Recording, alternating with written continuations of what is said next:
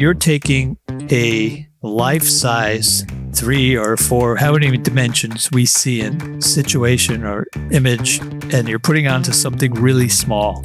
You're responsible for everything in that frame. Make it interesting.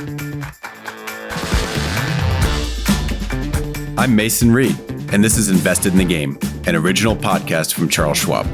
Each episode, we tell the story of remarkable people who have committed their time, resources, and emotional energy into making golf the wonderful and sometimes maddening game that it is.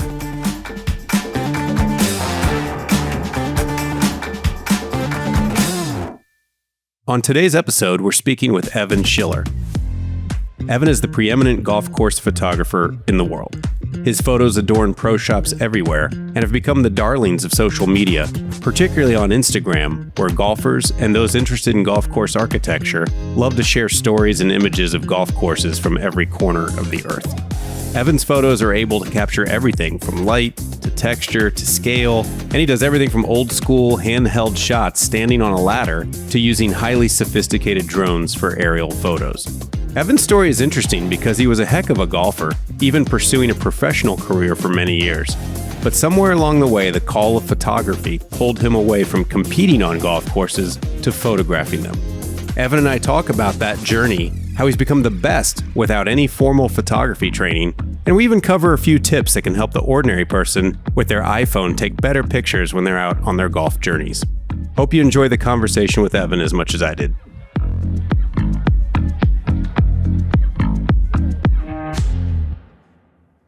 Evan, thanks for being here. Welcome to Invested in the Game.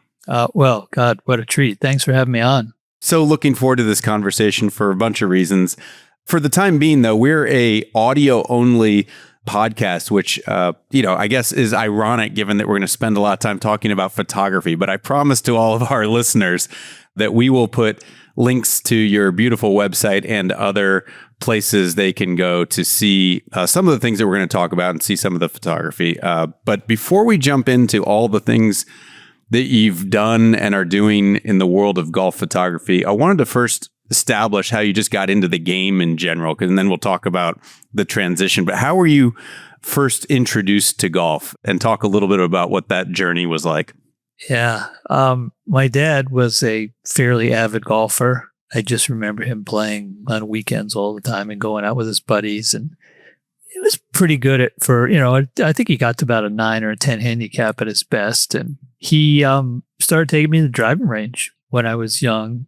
And he tells me, I don't remember this, but he told me this story that we went up to the Catskills in New York. And there was a pro there. I don't remember his name. He was giving a clinic, and everybody's gathered around. And I think I was maybe 3 or 4 years old, maybe something like that. He would hit the ball, and it was really quiet. And this little voice came out of the crowd, said, "Whack!" Every time he would hit it, whack. My father would turn around and say, "Shut up." And everybody would look, what was that? Whack. My parents used to call me Mr. McBoing Boing. It was a cartoon character, I guess, who made all these sounds. So, he took me to the driving range, and he was the one who really got me started and gave me my first lessons. I remember going to the Westchester Golf Range, and I especially remember at night going and hitting off mats. And I recall the balls would take off. You couldn't really see it fly at first. And then you'd see it would hit the light. So it was like this white thing glowing. And then I just remember that very vividly and thought that was so cool. That's like the seeds of your visual and photography view of the world. When did, if I can get this correct, Mr. McBoing Boing go from being kind of going to the range and kind of goofing around with your dad and your family to, oh my gosh, I'm pretty good at the game? I know you ended up playing in college, but when did it start to become more than this hobby or a tag-along thing with your family? I remember, we'd go to the golf course and play. And I remember playing in some junior tournaments when I was pretty young. And I did okay. I think it was really probably in high school. I remember going out for the golf team and the tryouts, right? And I remember that we were out in the back, like at the baseball field. And the coach comes out and he goes, "Let me see you swing," right? He goes, "No, that's pretty good. I think you'll be on the team." You're in. That was the tryouts. That was it. Okay. And a couple of guys were on the team I got to know. We all kind of played at the same golf course. And, I started playing in matches and, more tournaments. And I started doing, okay and better and better. And that's when I think I realized, okay, I didn't think at the time I'd pursue it as a profession, but I just kept going along because I enjoyed it. I enjoyed the competition, and I played in high school and college, and I got out of college and, I played mini tours and state opens, and I went to tour school, and I played in Europe, went to the European tour school, played a couple tournaments over there. At what point did you start taking a camera with you when you were playing? Like what inspired you to say, I'm going to take a camera with me? It sounds so odd to say that now because everybody has a camera in their pocket. But at the time you were doing that, that was not normal. Like what inspired you to actually have a camera with you when you went to a golf course? The best I can recall, it was 1986 or 85. And I had gone out to California to play in the California Open. It was at the Mission Hills, the Dinosaur course, and the mountain course at the La Quinta Resort. And it was in August.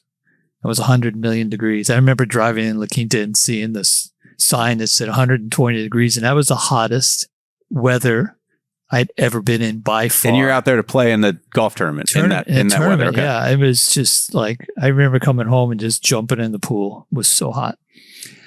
After the tournament, there was a new course that just opened up down the road, and it was a stadium course at PGA WEST, Pete Dye's stadium course. And so my buddy Tom Patry and I went over there early in the morning and played. There was nothing out there. And I remember coming down the 9th hole, and ironically, it's called Reflection. And because it's this par 4 that wraps around the water, and it has a bunker running the length of the water and the railroad ties, and the fairway is a little bit elevated over the bunkers. And we hit our tee shots. And I remember stopping there for a moment and looking down at this scene. There was a mountain behind the green that was reflecting perfectly in the water. It was this beautiful scene. That was the inspiration to go home and get a camera. I went home, and my mother was a pretty good photographer. She wasn't a professional, but she was good. And I said, I got to get a camera. Did you feel like you didn't want to be in a position again where you could see something beautiful like that and not have it? Yeah, it was something to that effect. Yeah. And I don't know if she gave me a camera for a while or got me one. And I mean, she had this old Leica system, which was really nice. My father got it for her.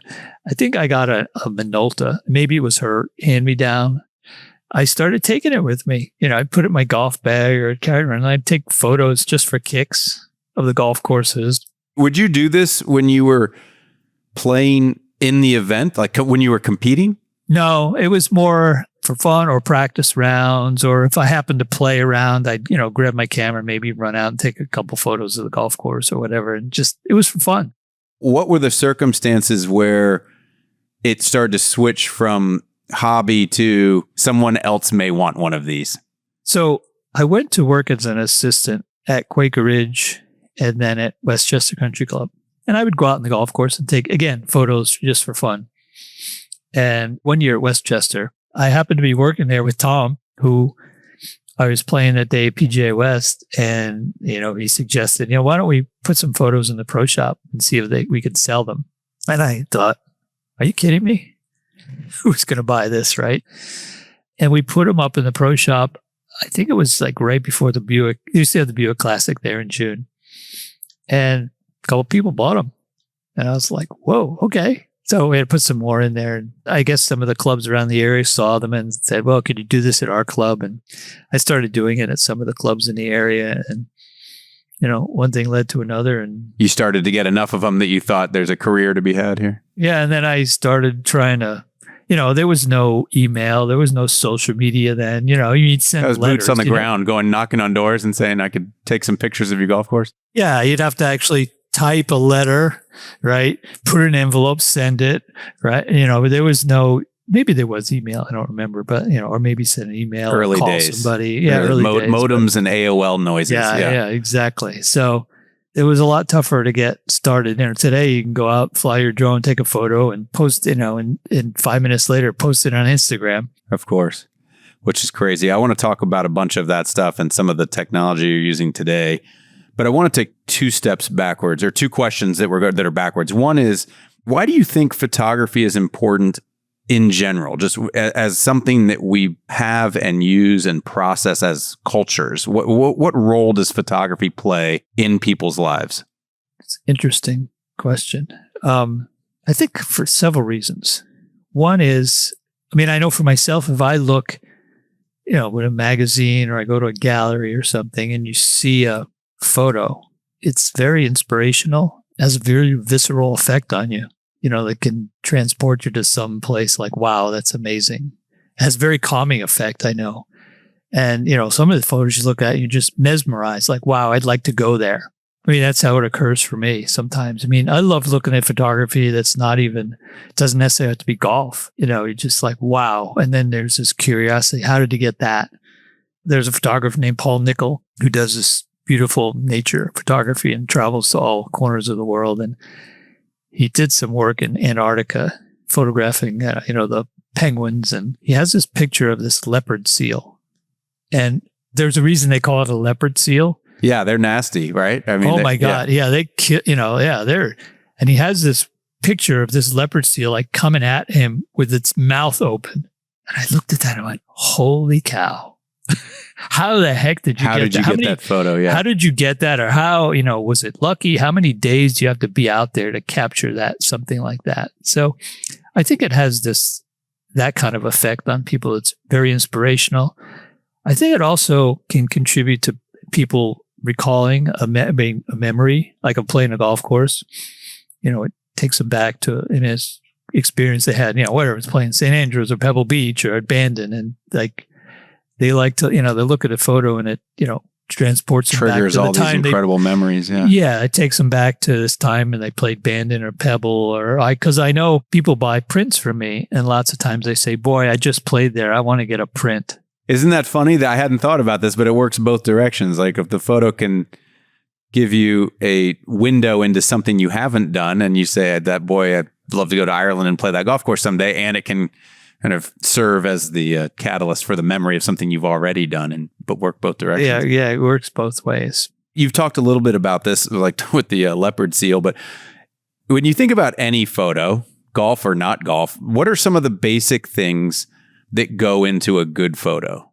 So I'll start with, I never took any photography classes to speak, but there was one guy who was a friend of mine. He was a very accomplished photographer. And he said this one thing that resonated and has stuck with me for a long time now. He goes, you're taking a life-size 3 or 4, how many dimensions we see in, right? Situation or image, and you're putting it into, back in time it was a negative or a positive or transparency, or now it's a digital image on a sensor. So you're taking that scene, you're putting it onto something really small. You better make it interesting. He goes, you're responsible for everything in that frame. Make it interesting.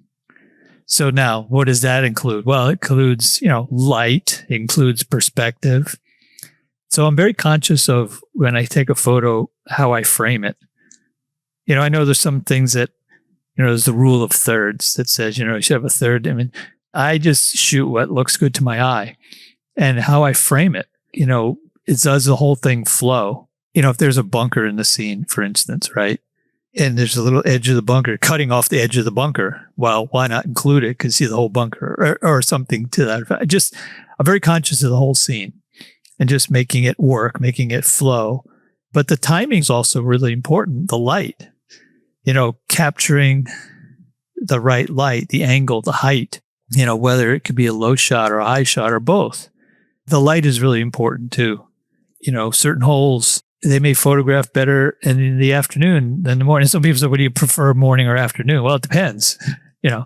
Sometimes the afternoon light's better on a certain hole. Sometimes the morning's light. It just depends. The weather could play a huge factor. I was at Old Head in September, and I was up on the 15th tee looking down. So you can see 15 is a par 4 and then 16 is a par 3 and you can see the lighthouse. And I went out there early and there was this clouds kind of hovering over the lighthouse and there was this mist coming off the water and the wind and it was very cool. And then, 15 minutes later, the clouds are gone. The sky is a little bluer and it looked completely different. So things can constantly change and there's a lot of stuff I can control, like where I am, the perspective I take, timing.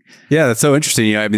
There's lots of different photographers in photography, but if you're in a studio, you basically like control everything to make the thing perfect.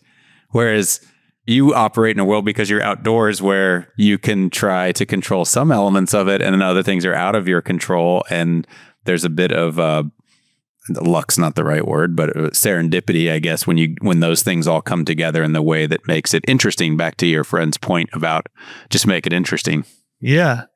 I'm here this week in Hope Sound at Atlantic Fields, and it's been pretty overcast for 3 days now. But, yesterday afternoon, sun poked out for maybe 10 minutes. And if I hadn't been there and been in position, I wouldn't have gotten a couple shots that I did, which are really cool. It had some cool clouds and light. But you had 10 minutes? If that. Incredible. Well, I want to switch gears a little bit on equipment. Just this is such a curious thing. You started at a time where you were using more traditional photography equipment and you were using 35 millimeter film or whatever, processes you were using back then. And obviously, just like everything else in the world, the equipment and the tools have changed dramatically. For you and what you're doing with the courses and the holes and the shots that you're getting, what did the change of equipment do for you? And I guess you could talk about that in any way. Obviously, drones come to mind for sure because golf courses are beautiful and shot from angles that you can't get standing on the ground. But you also use an app. You've got cameras now that you can actually look at the picture you just took to see if it's kind of getting what you wanted. You don't have to wait however long to get the film developed. So how has that transition for you and what has it done to affect and hopefully improve what you're doing and not take away from it? Yeah. So the same guy who it told me, mentioned to me, about the frame said to me, and this is when you're shooting film, because when you shot film, whether it's not so much the 35 millimeter, but then I switched to 2.25. It was medium format, and I had Hasselblads and I had another Minolta, but it was a film camera. So the labs who were developing film, when film started going away and the digital, a lot of these labs closed down. So I was sending my film to this guy up in Michigan. He was really the only person who was still developing film that way. It was called E6 was the process. And you really never knew what the heck you got until you got your film back. So he said to me, listen, buddy, film is cheap. Your time is not. So I would shoot an exorbitant amount of film just to cover my, like bracketing, like just to get maybe a few handful of good photos. Yeah. Yeah. And then because you never knew, I was shooting all kinds of angles and exposures and what have you. And then digital comes along. And like you said, it was this instant, I want to say gratification, but instant, oh, here's what I got or didn't get. Yeah. No more waiting for Michigan anymore. I mean, you could see what you got immediately. No. And then, you can have it set. So, it tells you if there's any area of the image that's overexposed or underexposed, right? So you can get your exposure right. You can get everything right in the camera on the spot. You could just shoot a lot more too, with digital. I mean, it's just a memory card. So more efficient. So it's a better use of your time and not as, even though film, according to your buddy, was cheap, you're not spending money on endless amounts of film that's being wasted. It's much more efficient. What about the drones? You're a pretty sophisticated drone user, and drones have to be one of the coolest things that happen to golf course photography. Maybe only real estate agents are happier because they can show properties to sell, but it's really changed being able to understand and see golf courses. Did you feel like, oh man, this is the coolest thing ever? I can't believe I now have this thing. Or were you like, I've got to figure out drones because if I don't, someone else will. Even were you kind of dragged into it, or were you excited that was now a new arrow in your quiver? I was probably, I'm guessing, one of the first to use a drone to shoot a golf course. I want to say 15, 20 years ago. Now, I don't know that for sure, but in drone years, that's a very long time ago. yeah, I mean, there wasn't really, DJI drones were in their infancy. I don't even know if they were. I mean, they had these little, Phantom with this little crappy camera on it, or you could put a GoPro on something and, do it that way. That was like the first, iteration of drones, I think. Except I was going to do a shoot in Michigan, and, the year before I had gone up there, we were using lifts or bucket trucks. You'd drive the thing around, you'd stop it, you have to put the legs down, put me up, beam me up, Scotty, and get up there. Oh, nope, move over too far this way. And it was such an inefficient way but it was the only way to get elevation. And I remember one time being up in one of these lifts up, take it up 40 feet or whatever. And there was a lake or something over to my right. And I just remember saying, God, I wish I could get out over that lake. I wish I had a flying camera. I literally said that.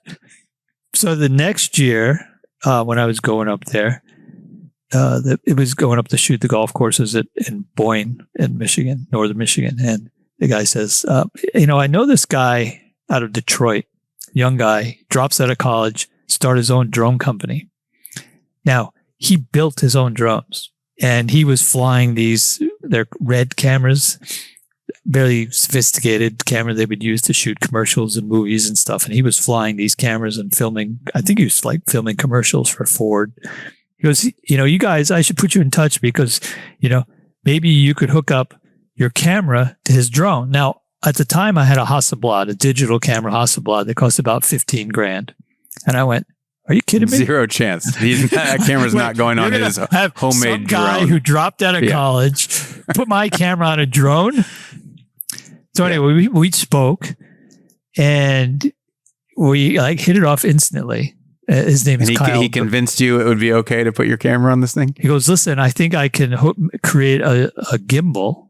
A gimbal is the thing that keeps hooking up the camera, and it keeps it, if the drone's going like this, the camera stays level. Gotcha. I can create a gimbal. He goes, send me the specs of your camera. And there's a hot connection that, like you hook onto a tripod. He goes, send me whatever that is, the weight and what lens you think you're going to use. So he created this gimbal. Now, there was no live view. Like, today with a drone, you look in the app or, whatever on the screen and you can see what the camera sees. We didn't have that. So he used this it's like a security camera that he hooked onto the gimbal just below the camera. Now, the security camera was a different format than my camera, but we figured out, okay, if the security camera sees this, that means my camera sees that. So we could adjust, and again, we take a bunch of photos. Now, there was no remote. So he jury-rigged this little thing that would remotely push the shutter on my camera. And it worked. I have to know, is there any problem with that thing crashing and ruining your $15,000 camera, or did it survive? I just made sure my insurance policy was up to date and that it was covered if I flew it on a drone. I love it. Regular people that are out there listening to this podcast, and they may not ever reach any decent level of photography, but they do have their iPhone. What kind of tip would you give them if they want to shoot a golf course when they're there with their iPhone? And you just say, hey, if you do nothing else, do this or think about this, so they could take a halfway decent photo with their iPhone. What would you tell them? Well, first of all, a camera does not see how your eye sees. Your eye sees in 3 dimension. And even though I'm standing here, I can look and focus on, there's a fence out there and I can see the fence and I'm looking at the fence, but I got all this stuff in the foreground, like the table and the window. When you take a photo from that same place, most of what you're going to see is the foreground. Like you're standing in the middle of fairway. You're looking down the fairway. You can look at the green and, oh, that green looks really cool. Now, if you stand in a fairway in that same spot and you take a photo with your iPhone, that green is going to look like a speck and half the photo is going to be fairway. So the way you overcome that is you got to get a little elevation, like on a golf cart or a hill, or use the zoom. Now, phones are getting better with zoom because it used to be with the zoom, it was just, you were just cropping the photo. It wasn't real zoom. I think they're getting better now with the zooms. So get closer or use the zoom, because the zoom will look more like your eye. And like that, my buddy said to me, make it interesting. Make it interesting. So these are all great tips. So if you're out there listening, you've got an iPhone and you're trying to take a little bit of a better picture on the golf course, maybe try to find some elevation, maybe look at that zoom. Keep in mind the foreground is going to be a lot of that picture unless you do something. Or have something in the foreground that makes it interesting. And not your golf cart or your friend. Yeah. Yeah, it might be a bunker or a creek or something. Perfect. You've shot, I think, over 700 golf courses. So I think your credentials on answering this question are very strong. What golf course that you have shot had the most natural beauty for the entire golf course? If you think about just almost like an embarrassment of riches of great beauty for photography. Wow, that's a good one. One of the ones that comes to mind is Royal County Down in Ireland. One of the best golf courses in the world, sure. Old Head. I mean, I realize Old Head may not be the best golf course in the world or even in Ireland, and it's not a true links, but it's one of the most stunning, if not the most stunning settings for golf in the world. And I think people go there not just for the golf course, but for the whole experience of being there. From the views, the cliffs, the flowers and the fauna. I mean, it's like this botanical garden as well. And the wildlife. I mean, there's wildlife on that little peninsula. Just you can't find anywhere else. What is one or two golf courses that you were just dying to photograph that you have not been to yet? What are a couple of your bucket list courses you'd like to photograph? Probably this few in New Zealand, Tower Edie, Cape Kidnappers, Curry Cliffs, Australia, New Zealand, some of the ones in the Sandbelt. Are you going to get there eventually? Is this on the, Yes. is it a real? Yeah. Okay. You're going to get there. Absolutely. We're excited about that. Well, I appreciate all the time you've given us. I'd like to end with one question about the future of golf. And you can look at at golf through whatever, no pun intended, whatever lens you want to look at. But just when you think about golf in the future, what gives you some feel goods or some optimism or something that you see in all your travels and your work that just makes you feel positive about the game of golf as you think about the future? Kind of blows me away that golf has become a destination sport, and just people traveling all over the place to go play golf courses in some of the most remote places in the world. I mean, whoever thought, God bless Mike Kaiser, who built Bandon Dunes, whoever thought that people would flock to a remote part of the Oregon coast to go play golf, or to the middle of Wisconsin to go play at Sand Valley, or, travel to, New Zealand or all these places to play golf. And they keep building them. And, it's like Field of Dreams. It really is, build it and they will come. It's true.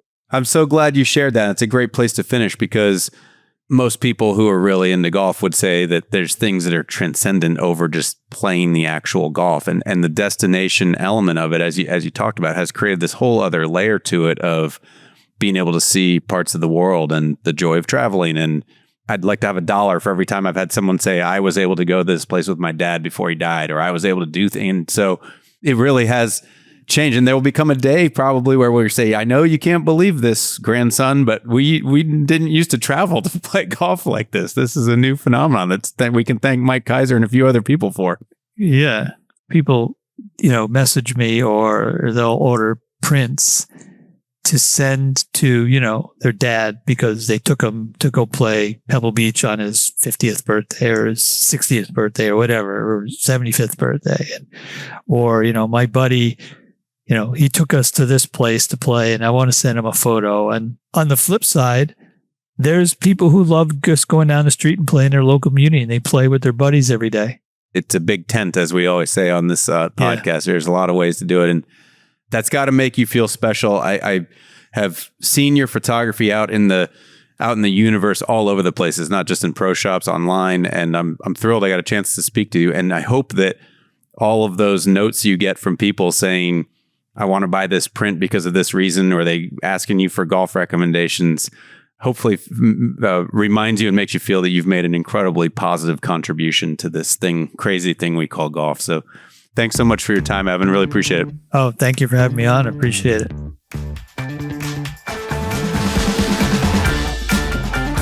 So that's it for us today. Thanks for listening. If you want to learn more about Evan, or better yet, check out his photography, we've put some links in the show notes. On Instagram, you can follow him at Evan_Schiller_photography or at evanschillerphotography.com.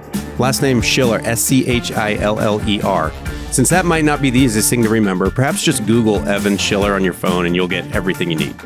For all of Schwab's golf content, including our films, tournament news, and promotions, check out schwabgolf.com. If you've enjoyed the show, which we hope you did, we'd be really grateful if you'd leave us a review on Apple Podcasts, a rating on Spotify, or feedback wherever you listen.